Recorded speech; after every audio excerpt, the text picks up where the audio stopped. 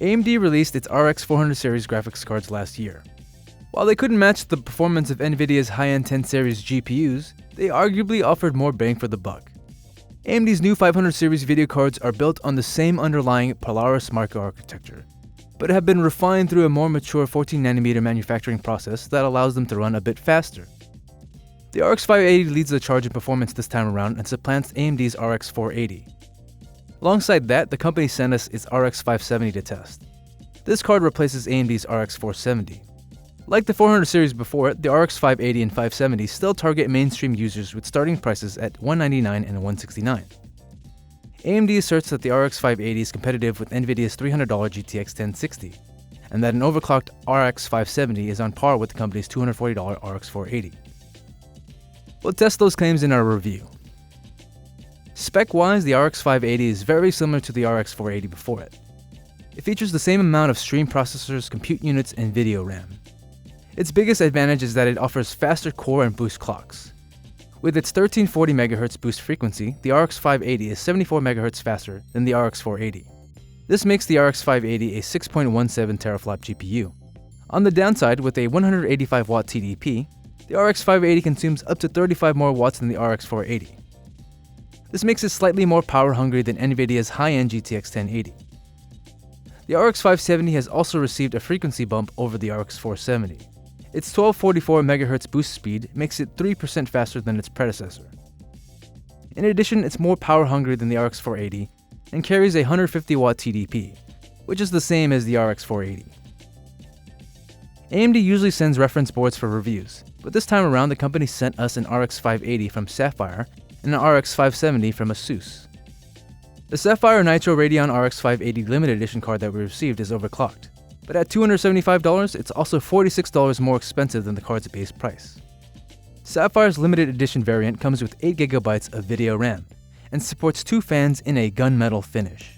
The GPU is overclocked by 110 MHz, going from a boost speed of 1340 MHz to 1450. In terms of power, the card requires a 500-watt or greater PSU that has an 8-pin and 6-pin power connector. The ASUS Strix RX 570 is also overclocked, and at $189, it retails for $20 more than the GPU's base model. The Strix card supports 2 fans and offers a modest 34 MHz overclock over stock models. Both cards support features like VR, FreeSync, HDR, and 4K streaming. In terms of performance, I suggest you read my in-depth written review for the full breakdown. But the gist of it when it comes to 1080p gaming is that the RX 580 and 570 make excellent cards. Aside from the graphically demanding games like Metro Last Light, they will max out most games with higher than 60 average frame rates. This also makes them great GPUs for high refresh rate panels.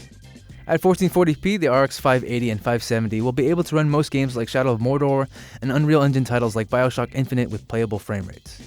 You will most likely want to turn some settings down in the more graphically demanding games, however. 4K is the resolution that really separates the wheat from the chaff.